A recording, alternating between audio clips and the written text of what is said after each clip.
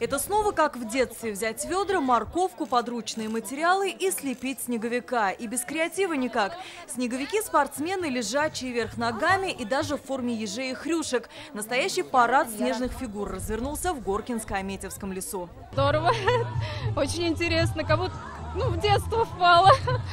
И детям хороший пример. Украшения для снеговиков организаторы подготовили заранее, все остальное фантазия. Надежда Еремеева с внучкой решили, что снеговик должен быть квадратным.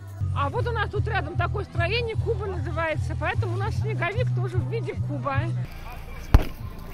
Тот же парк, только конкурс для более ловких. Вместо снежков метать нужно клубки шерсти, а попасть точно в лунку. Андрей Силантьев, один из двух победителей, набрал 5 баллов. Для юного футболиста меткость – залог успеха. Было холодно, руки уже окоченевали. Я еще и без перчаток кидал.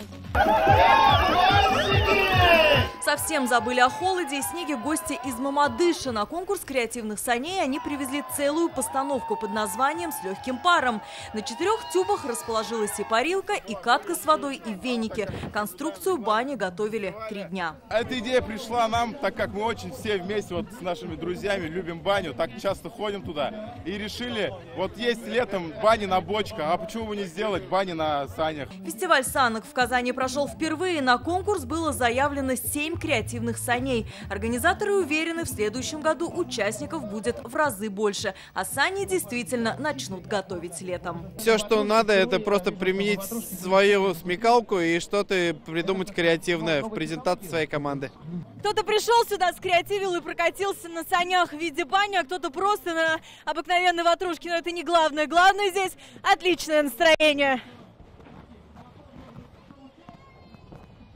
Алия Хайрудинова, Ренат Сафин, ТНВ, Казань.